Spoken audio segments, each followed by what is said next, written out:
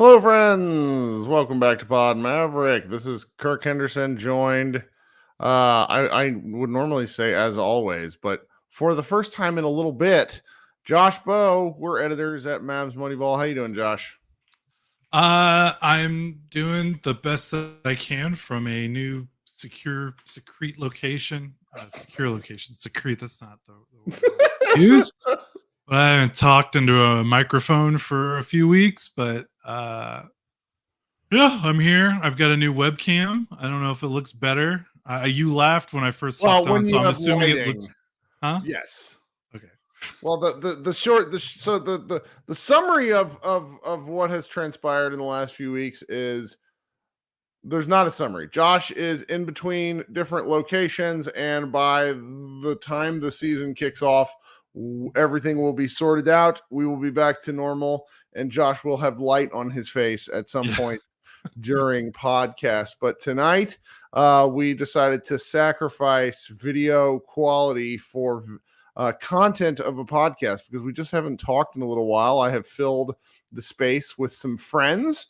And then, we were lucky enough today to kind of have the floodgates open in a real way because it was media day. And media day is one of those things where, depending on the outlook for the season, it can be very kind of weird, or in today's case, really almost like joyful, is how I would describe the scene on hand. It looked like all the Mavericks, even Luka, who is kind of gripey about his media obligations, seemed just really excited to get back at it. And it, if you were bullish on the Mavericks before, and I would of course understand why, I bet after today's, kind of commentary, some of the one-on-ones that like Luka did with Mark Stein, and then that Klay did with the Locked On Mavs gents, not to mention, just their general press conferences. There's just a lot. There's a lot.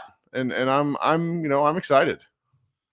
Yeah, I guess that's what happens when you're coming off a finals appearance and you accomplish pretty much all of their offseason goals. I mean, if you think about what they were trying to attempt, they did it. Klay Thompson was their number one priority. They got him.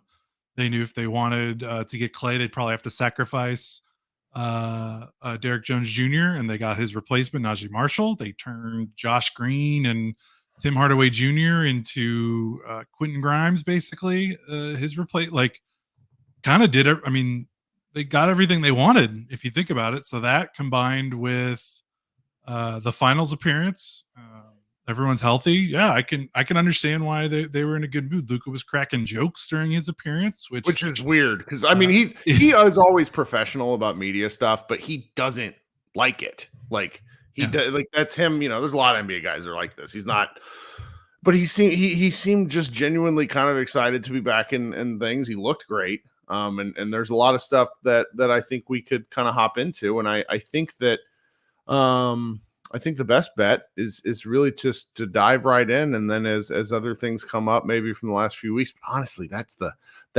dirty secret of for you to have you picked.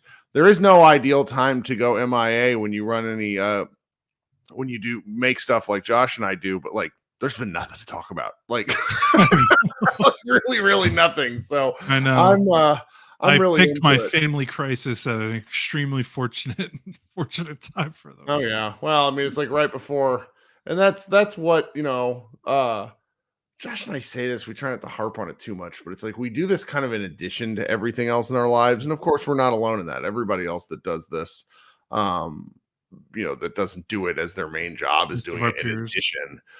I would argue that the fact that like we are the only two that I like. my children are at difficult ages. Like my 8-year-old just can't not get in trouble. It's really remarkable. He goes like 6 hours and is in trouble. It's fantastic. Like right before the podcast, he's in trouble. And I'm like, please stop. And I hurt myself from carrying my Nikola Jokic sized baby. So that's the other thing. All right, let's just kind of jump right into the media appearances. Last thing before we start. Those of you who were nuts enough and diehard enough to watch this live, I can't emphasize enough. Like there are people on the internet being like, this is taking forever. What's going on? Why is Kyrie talking so much? Wrap it up. Where is Najee Marshall? What's going on? Welcome to the life of a media member, because that is like the job all you do. Oh my gosh. Like that's why the guys who go to games, it's a 5 to 6 hour ordeal every time you go to a Mavericks game in person as a media member. There's just like, you just wait forever. Especially pro. The lower levels, it's actually easier because there's not as much kerfuffle. Everyone's just kind of ready to get out of there. Pro, you're on the players' time because they are millionaires and they will come out when they will come out. And the Mavericks, at least as the year went on, they actually got worse about this. I hope they get back into it. But the Mavs PR team had a tendency to pump out, transcriptions of highlights of the media appearances post-game. With Kyrie Irving and Spencer Dinwiddie, that is impossible. Those two men speak like politicians. They say so much and say nothing. It's really funny whenever you hear them answer at length. Anyway, let's hop right into it then. Do you want to kick us off? Because I made you write the rundown since my brain is mashed potatoes. No, that's fine. Let's start with Jason Kidd. We'll just go down the list of kind of. I just picked the keyest, the big names that talk today. So I don't have Quentin Grimes on our list. I'm sorry, but we might get to him if we have enough time. But we'll start with Jason Kidd, and I kind of just plucked the most interesting things that they said. Also, take everything for granted. It is media day, and professional sports teams are not always honest with the media when they want to reveal their plans. So don't hold anyone's feet to the fire for what they say during media day when it doesn't happen in the first opening night of the regular season. Right. But so having said that, some of the interesting things Kidd said basically confirmed, we have 3 locked in starters. Didn't name them, but you can then take much to guess. That is Klay, Kyrie, and Luka. Then made kind of some interesting comments about, they said that we have a lot of starters. We are going to instigate competition in training camp is the direct quote. Said Derek Lively will start to open training camp, but said both him and Daniel Gafford will have opportunities to start. And I believe Kidd was quoted as saying opportunities to start outside of injuries, like irregardless of injury concerns. So 2 things. Obviously, he didn't want to reveal the full starting lineup to start training camp, which I mean, you could say is interesting or not. We can kind of assume what that starting lineup is going to be. And then 2, kind of confirmed what we talked about during the playoffs and during our offseason pods with Lively being the starter, which we both were like, we understand the run the team went on when Gafford was inserted in the starting lineup, but this Lively has to start. Like he is the 3rd most important player on the team. I think both of us argue, and at times rises up to number 2 in levels of importance and impact in winning that we saw during the playoffs. So I think that's, me and you were both like, he has to start. And so I guess it's good to hear Kidd kind of, confirm how we felt about his importance to where this team wants to go. Like he has to be a starter. He has to be nearing 30 minutes a game. Like he's that important. I think you got to pair as many minutes as possible with Luka. Yeah. Both for defensive reasons, for protecting Luka and the rim, but also getting the most out of Lively. I think that the other point guards on the team are probably going to have fun playing with Lively as well. Spencer is in my opinion, kind of an underrated passer. We think of him more for his scoring with the Mavericks, but he's an interesting assist guy. Kyrie, I just don't know how much he's going to have going on in terms of running the offense, just because, Kyrie, we'll get to Kyrie in a little bit, but I just think they have to be careful with his usage. It's interesting. There's just the fact that there's this many possibilities, and I'm not sure if you happen to listen. Oh, hey, Kevin Gray Jr. in the chat. Say hello to Kevin, everyone. He's over there at DLLS running their daily show. The concept of a daily show makes me tired in advance, even though we ended up doing, I don't know, 3/4 of the week once the season starts. But I'm just, this season seems to be about coming up with solutions in lineups instead of patching holes.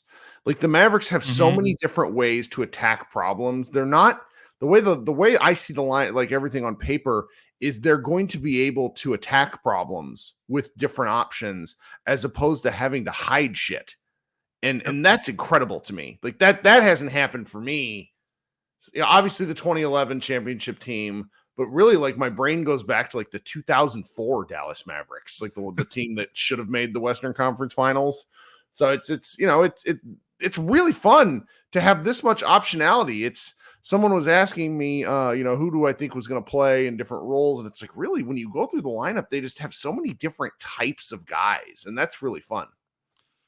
Yeah, if everyone on paper produces to the way that you would expect, like relative to expectation, I mean, they've got what, a legit shot at a 10-man rotation during the regular season. So.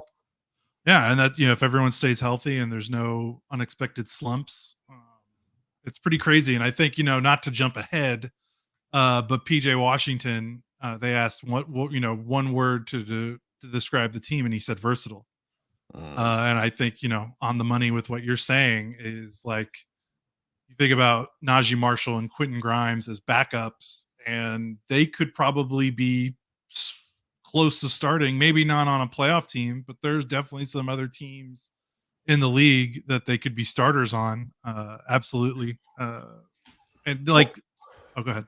It comes back to, if the Mavericks made Derrick Jones Jr., who was if you thought that Derrick Jones Jr. was a key signing when he was the 15th guy that was pulled in last whenever the heck it was when he was signed, I would consider you either a liar or like the ultimate prognosticator. And these guys are different than him for sure, but there's so many different guys that Luka can help elevate. And so, are they necessarily starters on, some of the other top teams in the East and the West, Najee Marshall and Grimes, for example? I don't know. But I think on this team, Luka elevates everyone around him and raises that floor to where it's like, yeah, I really do think the kid's going to try. We're going to have a problem, and I mean this in a good way. We're going to have a problem with 5-man lineup analysis, because I think there's going to be a whole lot of shallow data where we get all kinds of different combinations for the first 30 games of the year. There are definitely going to be some camps of people that are like, this 5-man unit should be closing. This one should be starting. Why isn't he going to this Very guy strong more? Opinions. I'm looking forward to that. Yeah. And I think the theme of what they did this offseason, and what all the players related in the training camp, what you're just saying, is you could tell with Nico, his goal, if you want to like delineate between the Nico regime and the previous regime in terms of how they want to build a basketball team, it is versatility. Because when you think about how the Mavericks were building a team before Nico got here, it was a lot was predicated on, well, Luka does so much that we can kind of cheat the margins and pay for less because Luka makes up the difference. We can get these highly specialized one skill players because Luka's so good that we don't, it seemed like the philosophy was, we don't need that much more. We're going to save our money for a star. And if it's not a star, we're going to work the margins to get these specialized players. And then Luka will paper over the rest. And I obviously had, both of us, I think, and I don't want to speak for you, but obviously I had some very passionate responses to that way of roster building, to say the least. But I understood why they did it, because on paper it makes sense. And I mean, they made the playoffs for a majority of Luka's tenure. So it did sort of work, but that always put like a cap on how high you could go, because we know like the NBA is a talent league. Like it is a chalk league. Like, when was the last time a non-top 3 or top 4 seed won a title? Like, the NBA, the best teams win. Like, the most talented teams always win. And yeah, the Miami Heat is an 8 seed, made the finals a couple of years ago, but the Nuggets, the 1 seed, still pulverized. Like, like you might get some fluky runs, but the team that wins a championship is usually the team that has a lot of talent. We just saw the Celtics do that against the Mavericks. Sure. And I feel like this shift in Nico's roster building and the new front office has been, let's get more guys that can do more things. Like, you look at a Najee Marshall, who's replacing essentially Derek Jones Jr., probably not as good as a vertical athlete, maybe not as good as a off-ball shot blocking steals guy. But in terms of his game, he's a better dribbler, better passer, probably, I don't know if he's a more consistent shooter, but I think he's a better shooter. Like, he can still defend. Like, he's more well-rounded. You look at Quentin Grimes, maybe he doesn't have Josh Green's, inventive, creative passing, but he's more consistent play-to-play defensively. Way more confident of a player. Yeah. Way more confident. More consistent of a 3-point shooter. Like, they got guys that you feel like you can rely on possession to possession more, that don't need Luka necessarily hand feeding them every single opportunity on offense as well. And that's kind of what I took away from, this offseason, and that's what I take away from Nico's roster building philosophy. And I think that's kind of what was the main point emphasized during training camp, but during the media day, was that this roster has a versatility and is more well-rounded maybe than what last season's was, despite last season being a very good roster, being very athletic. They might have taken a step back in athleticism, but I think they gained some more skill without dropping off too far. Like, they're still an athletic team. Sure. Derek Jones Jr. is a rarefied athlete. It's you lose him, that's just kind of written in. Now, we've been talking kind of kid opening the presser, or media day, talking about stuff, and the one that got like multiple like combination eye roll, chuckle, like Jason Kidd, but it was a great question where I think it might have been Tim Cato asking who would in the starting lineup get the toughest defensive assignment. And he responded with Luka. Why not? Kid ended up saying it'll be a committee, but he adds, in all seriousness, there are nights that Luka will have to guard someone. And if you look at, so this is year 4 of Jason Kidd. If you scrap year 2, last year was a big step in the correct direction for holding Luka accountable within the framework of the team structure defensively, particularly after the trade. And Luka did play better defense last year. There's simply no question about that. Anyone who will continue to point to Luka's defensive kind of in the playoffs is being intellectually dishonest about his physical capabilities. Meaning he was hurt, and it was very obvious he was hurt. And in hindsight, it almost looks glaring, whereas I just kind of got used to it and sort of, I'm sure I said some shit which made people super angry, but it's the sense of he is hurt. I get it, but I don't want to just constantly talk about him being hurt. Now with hindsight in mind, I can sort of discuss it a little more rationally and say, I expect him to play better defense this year from start to finish because the Mavericks have to. Him being a more locked in player on the defensive end will help around the edges and will also help them secure wins. His numbers will always be bananas, but he just has to guard a little more. And if he does it, exerts a little more effort on the defensive end, then the Mavericks, I think, will be, that 5% better that we're talking about in terms of, in terms of making a playoff run, or, at least playoff seeding. Yeah. And he's right. Like, if they're going to start Klay, Luka, Kyrie, which we all like, that's what they're going to do, right? He's going to have to guard someone, right? Because they just can't, because if the other 2 starters are presumably PJ Washington and Derek Lively, you're not going to have PJ Washington guard point guards. Like, he's going to have to take on some tougher perimeter assignments if they want to start those big 3 together consistently. So, and we've seen him do it. We even saw him with the injury in the last playoff run have some really, really good defensive possessions. I know that there was a lot of defensive lowlights on the highlight reels and talk shows on the next day, but there were also there. I can also pick out moments where he was really, really good, and I think a lot of it is like you said, he's really strong. Like he's strong and he has good footwork. Like so, it's there. It's more to me. It's less about does he have the chops to be a good defender because he clearly does. Like he's a smart enough player. He's strong, which is like I think an under-discussed part of basketball perimeter defense nowadays is like, yeah, he's not the quickest guy, but like being strong makes up for a lot of things. But the big thing is he's never going to be a high tier defender if they don't manage his workload on offense better, because no one can be a good defender if they have his offensive workload. Like, the That's list true. is basically like LeBron and Well, Michael but to Jordan. me, I mean, and this is kind of a bigger discussion that I think we'll continue to get into in the first part of the season. Some of that is him relinquishing the offensive workload. The usage with the talent on this team, he has to give up some of it. You know, he doesn't need to have the ball 35% of the time when you got other guys like this. But we'll talk about that more. I'm very interested in that. Luka was actually the next guy up, and I made comments to this earlier, but I just like seeing him look excited made me excited because Luka is not good about hiding his disdain.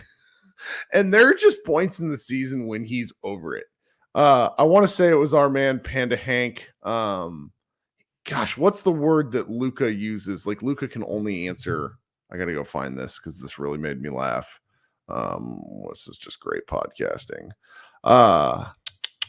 Panda Hank pointed this one out, and it really, really got me. Where did this go? This is the worst. This is not good podcasting. Why did I do it this way? No. Is it from today? No, it's like Luka answered. Like, okay, Luka says amazing all the time. Oh, that's what it is. Thank you, Kay. Lucas is his. It's like that's his descriptor of choice was amazing, and Panda Hank made the joke that he went with unbelievable today to describe stuff, and I'm like, we're in a good spot. Luka's using different words. So that really, I just that element of this made me laugh. He gave when asked one word to describe the season, championship. That's the goal. Locked in from the start. Wouldn't expect anything different. Not a newsworthy kind of quote by any stretch, but I think that there's this perception that's not fair that Luka wants his numbers, that he doesn't care about winning, and that is just stupid. I don't know how to say it, and I don't like calling other people stupid per se, but like Luka cares about winning more than anything. He doesn't. I mean, just watch him in the Olympics, watch him in the qualifiers. Like some of the things that he plays through to keep trying to win. I will not question the man's intent, and so the fact that he seems to be locked in, that is unbelievable. I'm looking forward to seeing him play again. Yeah, for sure. And I'm looking forward to seeing, like we said, I'm curious because he did make some steps with that, the workload last season. And then in the playoffs, it kind of reared its ugly head in that finals loss. And this is the most talented roster he's had since he's been in Dallas. So there's not as many, they've got options now. So if it's still that way, then we can have that conversation later. But yeah, I can see why he's excited. He's got as many tools and weapons as he's ever had before in his NBA career. Well, and then the next two guys on our rundown are probably the most interesting to me. And I think Klay Thompson is easily the most interesting person, just because he's the highlight signing, and he's Klay Thompson. He's he's an all Hall of Famer. He's won 3 championships. Like the guy is a true 4 championships. 4? Yeah. Right. Maybe you're right. Who cares? He's amazing. Okay. He's played a ton of basketball and is transferring teams at a unique time in his career. He came off 2 different potentially career-ending injuries and played the last 2 seasons, played a lot of minutes, a lot of games, and there's a lot of questions about what he can't do. And I am frankly just more interested in what he can do. I think that his sort of defensive problems may get exposed at bad times, but the Mavericks, he just turns the Mavericks into, they should be an offensive juggernaut. And, watching him talk to Nick and Isaac, it was a little, those interviews that they do were always a little interesting to me in that I wonder, it's just like it's a podcast. It's like a one-on-one where these guys, and it seems like Klay didn't particularly seem, he seemed a little nervous, which was, adorable in one sense. But it's just, this guy has played basketball for a really long time at the professional level, and he seems just kind of itching to get going. And that was exciting to see. He gave, he talked about Kyrie and the organization's pitch to him joining. He talked about Luka Doncic, in the pick and roll and some of the things. And I think, the scuttlebutt from him, from my Warriors people that I know, like, that was an ugly ending. Okay. Yep. Just, it was like a messy, long after a long-term marriage ending in divorce or something, like it was, there's too much. Like when you consider how long he'd been there and what they'd been through, that's a lot of stuff to come to a head. Right. So yeah, it was messy. And a lot of it was based around him thinking he's one player, still one type of player, and the Warriors thinking he's not. He was very clearly frustrated about being in and out of the starting lineup, his role, his spot in the rotation. And he was he's been very honest today. Media day was very much like he wanted a fresh start. He was looking forward to being happy about basketball again. Like, he didn't directly kind of say some things, but he pretty much has confirmed all the reporting that's been going on for like the last 6 months, where it was like he was unhappy with the Warriors. He was unhappy with the way that his role had played out, and he wanted something different. He wanted something new. He wanted maybe more appreciation for his play and appreciation of his game or some sort. In hindsight, it's going to just simply look like an ugly breakup, because the Warriors treated him very well, paid him a lot of money, and he wanted to be continually treated that way as he was becoming less effective. It's not a good basketball decision for the Warriors. With the Mavericks, he's making less money. He has a different role. Now, I am going to be very interested to see how the combination Luka Doncic, Jason Kidd, Kyrie Irving, three well-respected basketball figures, help maintain Klay Thompson's intent this season. They need to get a lot out of Klay, but Klay is also, Klay is kind of a skeleton key that opens up a lot of different stuff. But I also think that they're going to have to go away from him at some points during the year. He's not going to be a 70-game guy that the Mavericks need every night. They just have a lot of talent. They don't need him every night, is what I'm getting at. I think that should be good for his usage and for his longevity, and so that sort of thing. And I'm fascinated to see how it turns out, because a lot of what he did in the final year there, it just wasn't great. It wasn't great. And he needs a fresh start. And I think he seems excited about that fresh start. And, the defensive questions will probably linger, but he's not getting any shorter. The Mavericks are an enormous team. That's like one thing I kind of keep circling back to. The Warriors were not. They were playing a 6'9" center a lot of the time with long reach. The Mavericks have multiple guys that can protect the rim in a way that's going to help Klay Thompson out a lot. You could argue they have 2 of the top 5 rim protectors in the league. Yeah. Maybe. And that's just, it's very different than some of the, Draymond Green, obviously a generational all-time defensive player, but different.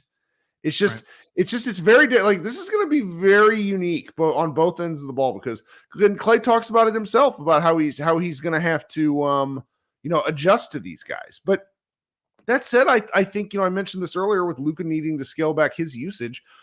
there's still plenty of opportunity for a guy like Klay Thompson to get his points and also play a role in the offense that will help kind of make the Mavericks indefensible. Yeah, I mean, I don't want to harp on it, because I know that's what we talked about all off season, but like the silliness of like, how is Klay, Klay's not going to fit with that ball dominant Dallas offense, and everyone just memory holding the fact that Tim Hardaway Jr. had literally the best years of his career in Dallas next to Luka. The fact that like they can just slide Klay right, like, yeah, they're not the Warriors in terms of ball movement, but they also were able to utilize Tim Hardaway Jr., who's a significant, this isn't even a disrespect to Tim, but he is a significantly less talented player than Klay offensively in terms of shooting the ball. And the Mavericks were able to get some fantastic high volume 3-point shootings out of him. So why can't they get like Klay sliding into that role? Like, he should only do better because Tim left some meat on the bone.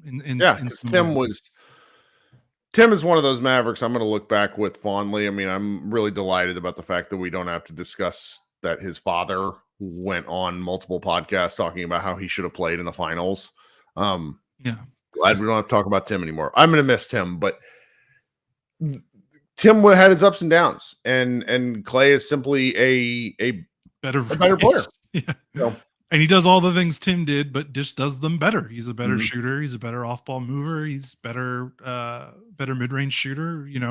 Well, there was the thing that sticks out with me with Klay was some of the pick and roll stuff that he did with the Warriors. My friend Jared Dubin showed that way back during the trade, and it's like he is a very underrated offensive player. I think teams and people are still like, oh well, his shooting's not as great as it once was. Blah blah. Still awesome. It's still awesome. Like the catch and shoot stuff that he gets, like his catch and shoot metrics are amazing. I mean, and he's going to get more of those opportunities, but also if he's able to work pick and rolls with different Mavericks players, I mean, that's the thing that I think is sort of like Steve Kerr ran a different offensive system. Okay.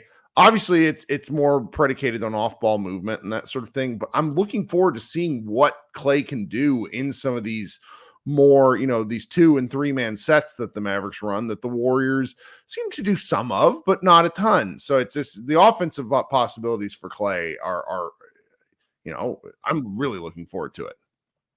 Yeah. I mean, the Warriors ran a lot of off ball stuff because their 2 best offensive players were Klay and Steph, which you could argue are like the 2 best off ball stars of all time in a way. Like, no, Steph is a 1 of 1 in terms of like how an MVP player plays. Like, you just don't see a lot of guys like that. So yeah, he hasn't been in a heavy pick and roll scheme before, but I mean, there's positives to that too. Like, yeah, people want to look at the negatives and be like, oh yeah, he might be running around a lot, but also is that a bad, like Klay standing around is not necessarily a bad thing because he's one of the greatest floor spacing spot up shooters ever for a guard and for his size. I mean, he's a guard, but he's like pretty big. He's like 6'7", 6'6", however tall he is. Like, it's not a bad thing if he's sitting in the corner for a few possessions with Luka and Kyrie running pick and roll. I mean, to be honest, that could be a way to help sustain Klay's physical fitness throughout a long 82-game season. Like, not having to run through 4 screens every other possession. Like, he gets to chill in the corner for a couple of possessions and still be effective because the team has such dominant isolation and pick and roll players. Like, it's a give and take. Like, the Mavericks are going to have to look at what they did with Tim Hardaway and why that was successful. Utilize that. Look at what Klay did and make sure that stuff comes over. Like, yes, they should not have Klay just sit in the corner the whole time, but also he does need to sit in the corner because the Mavericks still have a great pick and roll team with 2 great pick and roll players. Like, it's going to be a give and take. And I think that's a good thing because the Mavericks need to diversify a little bit of what they do. And I think adding in Klay is going to kind of force them to do that. In a good way, in a healthy way, and in a way that I think they can do it because, again, they utilized Tim Hardaway Jr. in a way that made him the most successful he's ever been in his career. So I feel like they're going to be okay with Klay is kind of what I'm saying. Like, they're going to find a way to make this work. I think. Like, I just don't see, like, all the questions are going to be about the defense to me. Like, offensively, right. This should be a slam dunk unless something catastrophic happens with Klay. Well, we're a little past the halfway point. Me kind of rambling at the beginning resulted in a longer podcast. Sorry about that. But now I'm going to take a quick minute to make my every podcast pitch to where if you are not subscribed to this show, please consider subscribing to Pod Maverick. We're on YouTube. We are on your every podcast feed imaginable. We're going to really, ramp up our coverage here in a little bit. I just decided to make, after that finals run, I was just sick. And so I scaled back probably at a time when we really should have kept pushing. But hey, here we are. We're going to go again. We're going to, on our YouTube page, we're trying to get to 5,000 for the end of the season. We're at like 3,300. So I think that's something we might be able to do. If you're listening on audio podcasts, please feel free to, leave us a review. We always appreciate that sort of thing. You can find our email relatively easily. And I answer, and talk to just about anybody about basketball. We'll be starting up our secondary live shows at some point. I just need to kind of get back in the flow, and then it will become second nature to me. All right, now I'm going to insert some audio ads here. Go ahead and listen to those. That's what helps get Josh and I paid, and then we will be right back to talk about a few more players and get on out of here. All right, thank you so much for waiting. So we got, the funniest for me was people seeing today how verbose Kyrie Irving is in every possible situation. Like it was great. Like you can't even there's just some word salad with him and Spencer that make me laugh because they're clearly, when they're in good moods and when they're giving these long quotes, it's great. But man, it's like they also do this when things are bad, and like that's my going back to my comments about Spencer being kind of a difficult coworker when things are crappy. But man, I got a kick out of hearing Kyrie again. We finally got the full download about what happened to his hand, the healing, and how well like he described kind of that being. Somebody said in the group chat today, Kyrie Irving is the only person in the world who'd be happy about a broken hand. But he's Kyrie's a slight guy, so him getting some rest is probably extremely important for him. Yeah, I mean when he's on the floor, like one thing about Kyrie is, say what you will about his deficiencies, maybe defensively, like he goes hard, like he plays pretty hard for his size. He gets bumped around a lot, like you said. He's a small guard, and the longevity physically of players of his profile is not necessarily great, even though he's in great condition. Like it's nothing against him. It's just right. Small guards have an uphill battle for longevity. Chris Paul is kind of an outlier. So yeah, like he was nicked up last season. He's had injury concerns every season. So yeah, it is kind of weird to say like broken hand is good, but it did just get him off his feet. And like, he's not a kind of guy where like, I don't worry about him being off his feet for 2 months. Like for him, it's probably a good thing to rest, because he's had so many lower body injuries over the last, his whole career. I mean, his whole career is just like even at Duke, he had lower body injuries, like knee injuries, ankle injuries, so foot injuries. So yeah, that's if him being as physically fit and fresh as possible is key, and that's another thing. Luka reducing his workload, but also if they don't have to, they don't have to rely on those two guys as hard as they did the last 18 to 24 months. That's a win for both to keep, because both of those guys have, even Luka, like as young as he is, he's had some injury. He's had some nicks and bumps and bruises for a couple of years now. Like can they get through a season healthy? Like that would be. Well, so you remember Luka got hurt December, and Kyrie ended up playing a ton. Like Kyrie played probably like his best 5 to 7 game stretch, I would argue, of his career at one point in January, where he was just out of his mind. And so to watch him struggle, he seemed just to have a hard time at points in the playoffs figuring out when to exert himself. And you shared, at least in our rundown here, he had he indicated that he felt like that this last year wasn't necessarily his best at attacking the rim. And Kyrie attempts some really crazy difficulty level shots. Like his at the rim numbers are always much lower than what your brain tells you they are, because he makes such wild shots. And I just think you sort of have to accept the mid like the occasional blah performances at the rim from him, because he makes up for it with amazing finishes at other points. So it's, as long as he's willing to attack, and I think that's what he drove Mavs fans crazy, is he just was so willing to only do it in these 2 and 3 minute spurts. That's just, what it comes down to for me. I mean, I have zero complaints about Kyrie's season last year. He was exactly what the Mavericks needed from a second option. And if he's able to balance that out a little more this year with the different optionality that the team has, again, all the better, because they just need these guys to stay healthy. I mean, 60 games of Kyrie Irving would be pretty exciting for me. Oh yeah, for sure. They just need him upright because the season really felt like it was like Kyrie getting hurt, and one of those injuries wasn't even his fault. Teammate landing on his leg. Right. That's has nothing to do with him at all. But remember when he was out and Luka basically had to play Superman for the whole month of December to keep the Mavericks afloat. And I feel like that just kind of zapped Luka. Even by the time Kyrie came back, like that just put so much of a workload on Luka. That minutes and usage eventually caught up to him, I felt like, by the end of the year. So yeah, they got to figure out a way to keep both those guys upright consistently. Like they're gonna miss some games, even if just how the league is right now. Right. And that's just the way they play. They're both pretty physical players. But yeah, Kyrie's rim rate last year was about 14% in terms of his percentage of total shots at the rim. I'm looking at it on Basketball Reference right now. For his career, that number is about 22%. He's been, his last season when he was with the Mavs, it was about 18.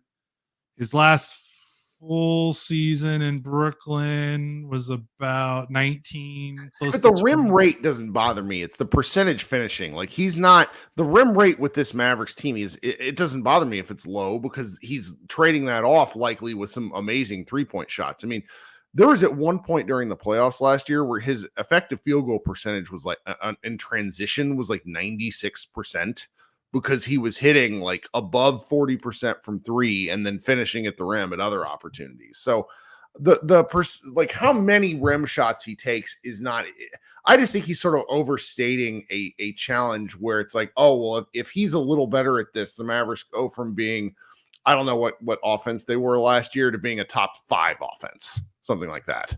Yeah, that makes sense. And when you try to think about like what can we do to be, like you said, what can we do to be better? He was already pretty great at a lot offensively. So yeah. Well, my man Cowboy in the chat asked a little bit earlier. He said, like who's the best fast break facilitator on the team? The answer is Kyrie Irving.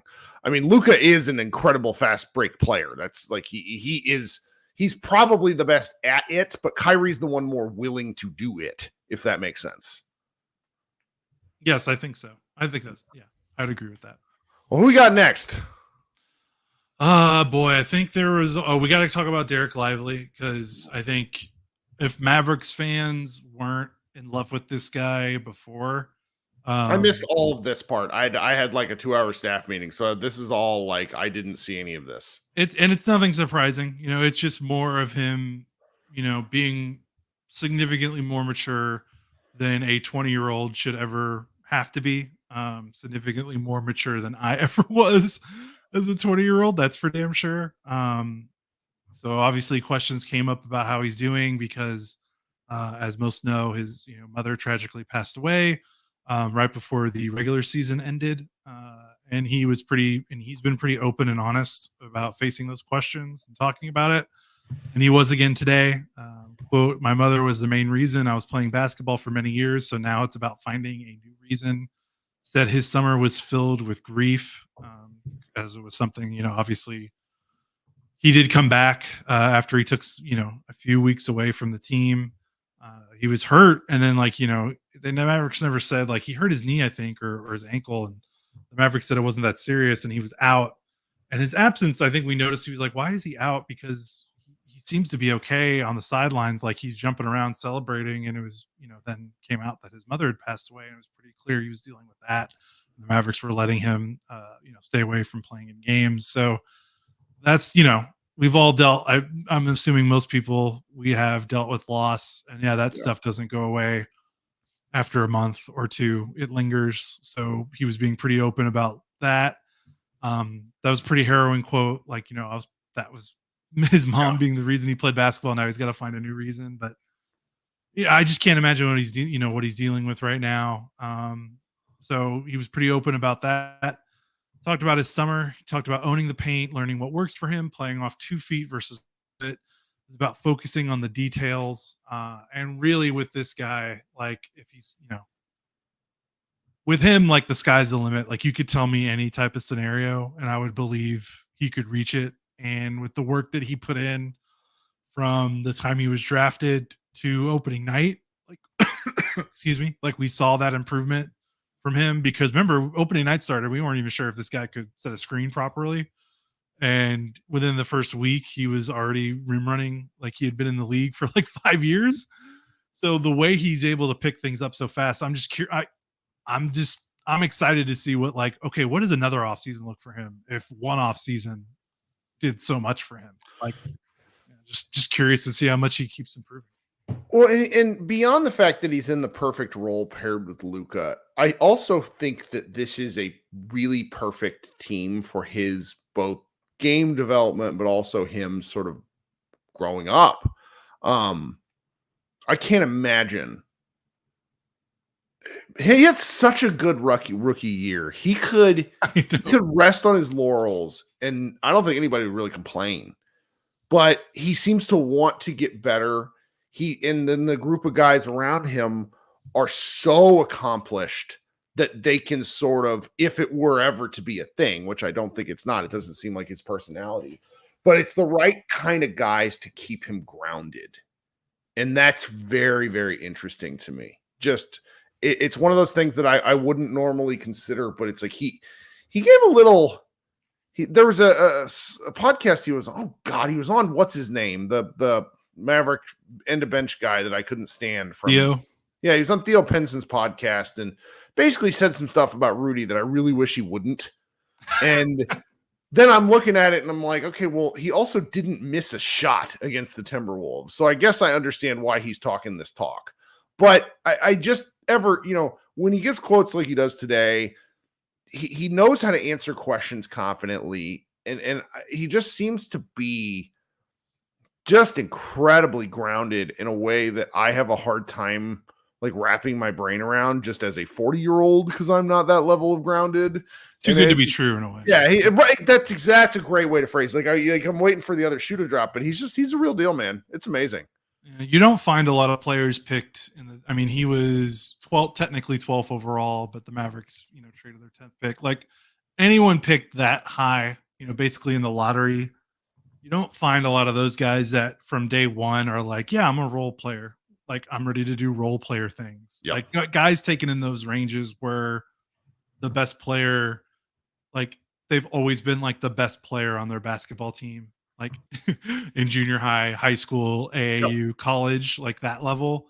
And then the transition from because when you're picked 10th, you might have expectations of being number one, maybe, but like once you get outside, like maybe the top 5, a lot of those guys picked, like there are other players better than you on that team. And that's a tough transition for a lot of these guys to handle. And I don't know if it was because Lively at Duke was also kind of like a role player, so to speak. But he's handled that transition better than almost any player. Like I'll never forget his draft night interview being like, yeah, I'm excited to like set screens and play defense. And I'm like, no one says that. Only second rounders say that, not guys picked 12th overall that just became millionaires for the rest of their lives for the most part. Like, it's just crazy. So like from that moment on, like that's why I said like nothing would surprise me. So like I'm excited to see what another offseason looks like with him. Working with Tyson Chandler as like a player development coach is always exciting. I'm glad that the Mavericks kind of mended things enough so that Tyson could stay within the org, because that's basically the perfect tutor for him. I'm excited to see what he does. I know people are excited about the 3-point shot. He's not taking any three. I know he kind of alludes to that, and that's okay. Like if he takes 30 this season, that's going to be kind of where my bar is. But where I'm interested in seeing him is if he gets to make any decisions off the pass off that high screen and roll stuff. Like I hope teams send doubles at Luka. I hope they're insane because I really want to see lively deal. He was way better at that than he should have been last year. So what does he look like now? Like, do they trust him more to be more of a hub? Dribble handoff stuff on the elbows. Like, there's a lot they can open up if they feel confident in his ball handling, not in like a dribbling sense, but just like taking care of the ball when he touches it and making the right decision. Like, there's still a lot to unlock there if they feel like he's put in the work, which by all accounts he probably has because this guy's ridiculous. Can't wait, man. Well, then we got one more person that you got some pulled some of their media day quotes, and PJ Washington. What did he have to say today?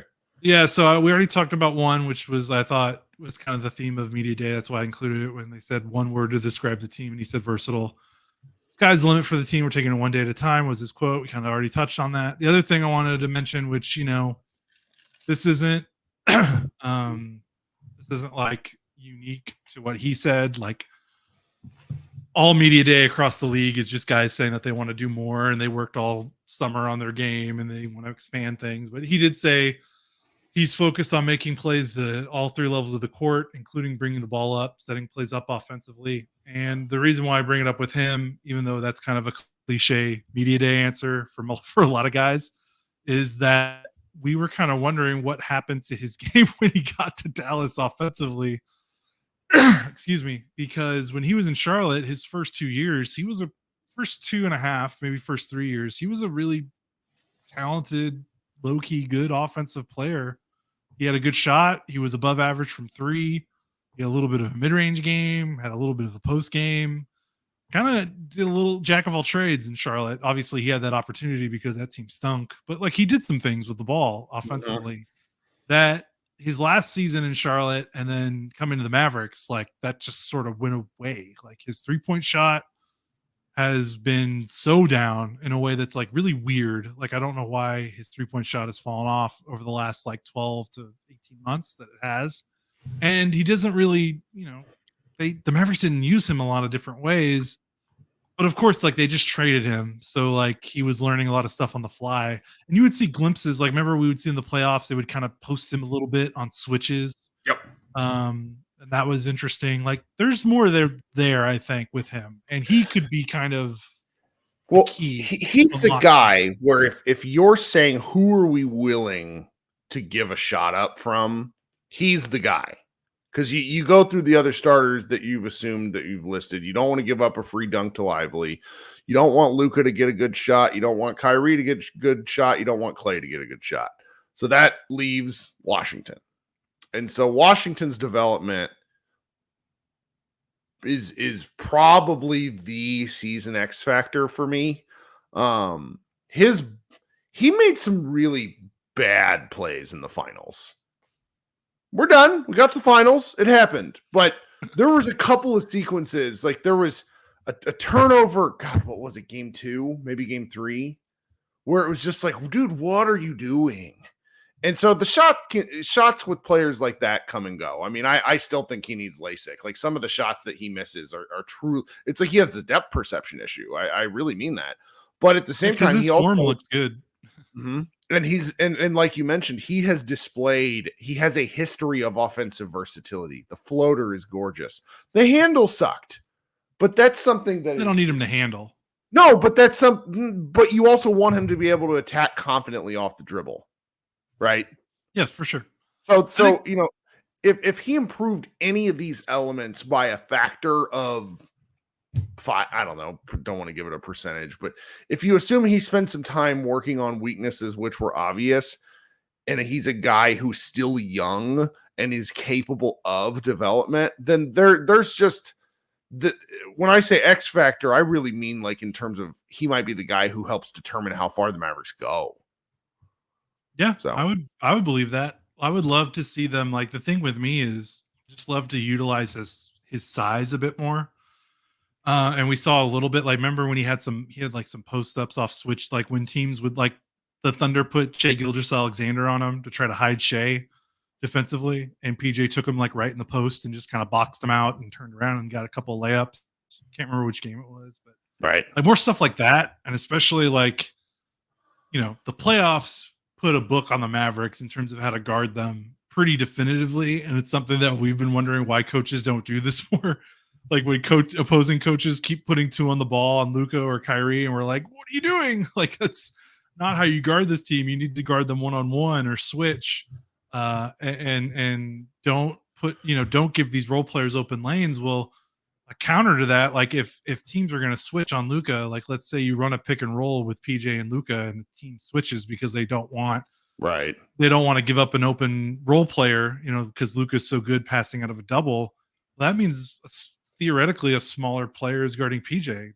Get his ass to the block, give him the ball, let him do something with it. Like there could be a lot of fun opportunities for them with cross matches and switches using PJ's size, because he's not huge, but like he is capable of boxing someone out down low and sealing and scoring near the basket. Like he's got that in his bag, I think, and that'd be something cool that they could utilize a little bit. Mm-hmm. And he's going to have ups and downs. He's just that kind of player, but he showed a lot. Like one of the questions coming into the Mavericks was, could he play defense? And the answer, I think that he answered that question quite resoundingly. He is capable of a lot on the defensive end. So I'm really looking forward to seeing him on both ends of the ball. And I've said that kind of about every single player we've talked tonight, because, if there was a season to be outwardly incredibly bullish about the Dallas Mavericks, it has to be this one, right?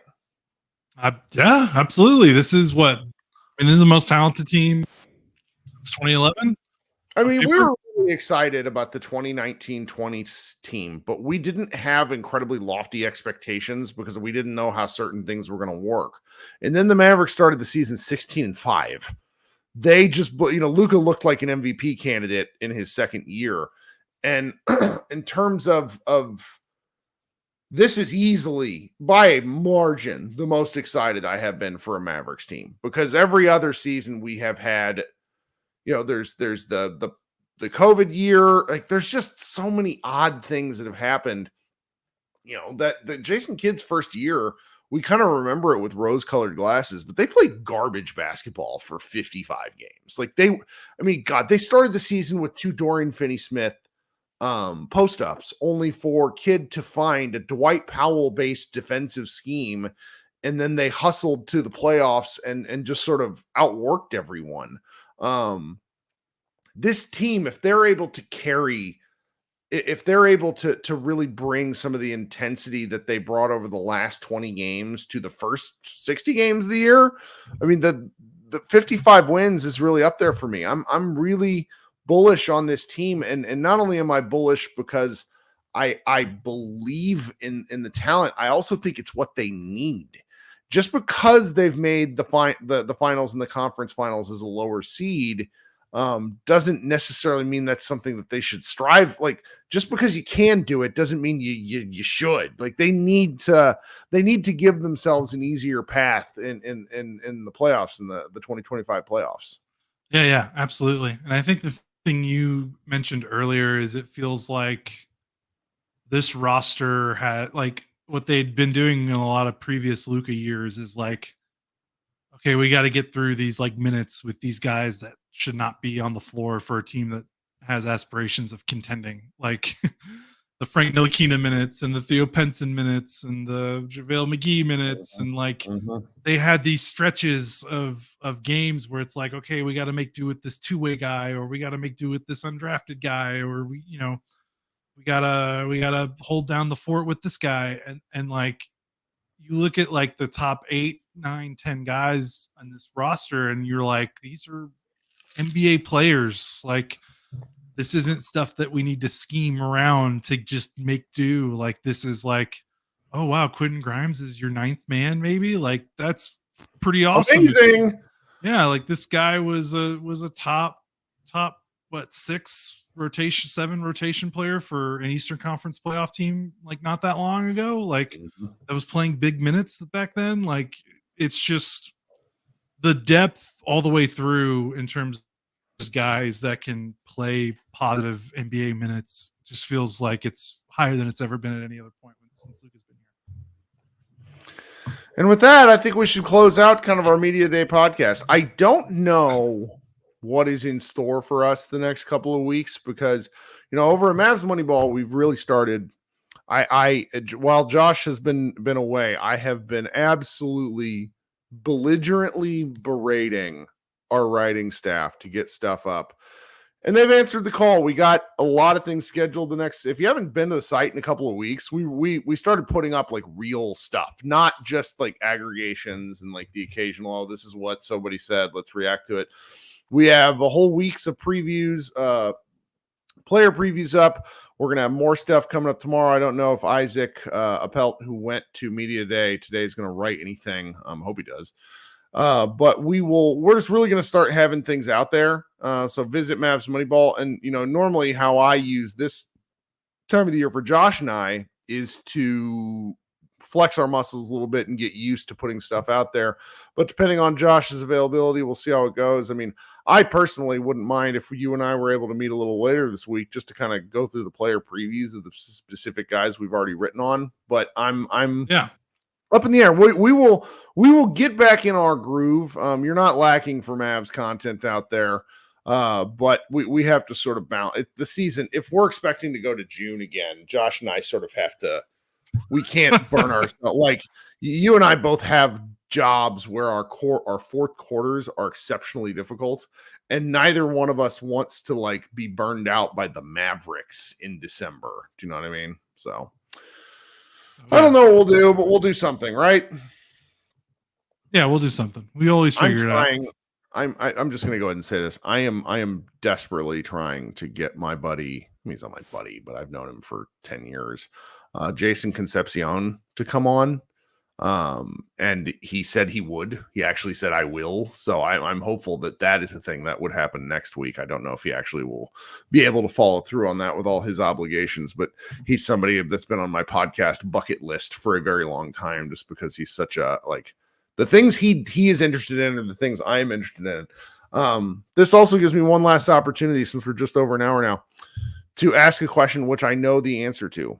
Have you seen any of Andor yet?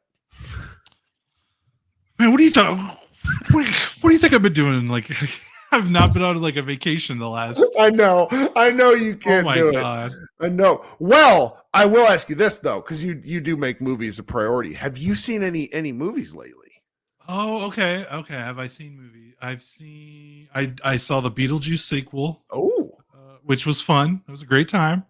That's like low key. Megan, my wife, sure. I love Beetlejuice as a kid. Yeah. So she loved it, and it's just a good time. Like, it's nothing like mind blowing, but like it was just cool to see that cast have a fun with it, and it looked nice. Like, that's fun. My bar is so low for movies now because I've been so like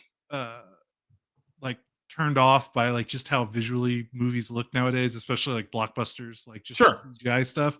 Like, if you just make a movie that looks nice, even if like the writing and the story doesn't make sense, like I will cut you a lot of slack. And like a lot of Beetlejuice was like in the screen, like it just felt nice to watch a movie like that again. That and then The Quiet Place, before things went to hell for me. The Quiet Place movie that came out, the prequel or whatever, which was shockingly good. Like, okay, not like blockbuster good, like legitimately, earnestly, like a film. Oh yes, a well-made movie. Like, not anticipating that at all. But yeah, that was good as well. So I have two for you, and this is largely because I parent an 8-year-old child. Transformers 1 ruled. I'm so glad you had fun with that. It had no business being any good at all. But Brian Tyree Henry plays the guy who ends up being Megatron and just sort of power lifts the whole movie. And I was explaining to Parker afterwards, because it really does like some interesting like hero's journey stuff. And like, yeah, it's Transformers, where the lore is like, if you were to try to explain it to a person who doesn't know what Transformers is, they're going to look at you like you're the dumbest person alive, because it's robots in disguise. But it was shockingly entertaining. And the animation was really cool, which was not a thing. I don't really know enough about it, but the style looked pretty cool. Style was really cool, and it moved like it was a tight 90 minutes, so that was great. And then the other one, and if I would say that Transformers 1 was like an 8.5 out of 10, The Wild Robot is a 10 out of 10, like a perfect children's movie in every sense of the word. Like I can't wait to see it again. If that makes sense. Like it was outstanding. And Parker and I talked about it after the movie, like getting him to kind of work through like I probably cried 3 times in a children's movie, like that element of things. But like talking to Parker about it afterwards was really neat because it was amazing. And also coming from one animated movie to another, very different animation style, which was really cool. Yeah, so that's been really cool with these animated movies lately. It's like these studios are like really opening up. Like not everything looks like, there was a stretch there where it was like everything looked like a Pixar or looked like Shrek or whatever. Or that's like, right. Those were the only styles of movies. DreamWorks face, if you've seen that meme, that's what every animated movie looked like. So it's cool to see this. That's right. I gotta ask you one question about Transformers though. Mm-hmm. How did you feel? Because what's his face? Is this like the first thing you've seen that Optimus Prime isn't voiced by that guy? He did a good job with it. Chris Hemsworth did a really good job with it. And I because they don't, that's kind of the premise of the movie. It's like, okay, these two people are becoming these two characters that you know, but they do a good job of basically being like, these aren't these characters now. Like they're very different. Like so that was kind of fun. The other thing, last thing I'll do is Parker and I finally finished an X-Men 92 watch, which was like, by the time you get to season 5, which was the one they kind of canceled halfway in the middle after 10 episodes, the animation and the story was so bad. I didn't know how to function. Like I was just trying to tell Parker, I'm like, buddy, we just got to get through this because it ends and then they pick up with X-Men 97. And then we go to X-Men 97, like almost immediately after. We've only watched 6 episodes, but I am baffled at how good it is. Like really incredible. My friends have loved it. It's 30-minute episodes. Like even if you're not like an X-Men person, which I kind of recommend becoming one just because that's probably going to be the next thing Marvel does. I was just very, very surprised. I can't wait to finish it if we ever find the time. And if my child stops getting in trouble, so we could, because that's the first thing my wife is. She's just like, no screen time. You're done. It's followed by go to your room. Well, I mean, that is awesome because like that shouldn't how is that a thing? Like that shouldn't exist. And not only should not exist, like it shouldn't be like, why is this good? Like it's just kind of nuts. Like we're reviving this old 90s animated series and it's good. Like you should just be thankful that it exists, and then that it exists and it's also good is like, that's pretty cool. Well, I hear the baby screaming, which is weird because he's a good sleeper now. So I'm going to go take care of that. Josh and I will be back at some point. Thank you so much for hanging out with us, guys. We will talk soon. Everyone be good and go Mavs.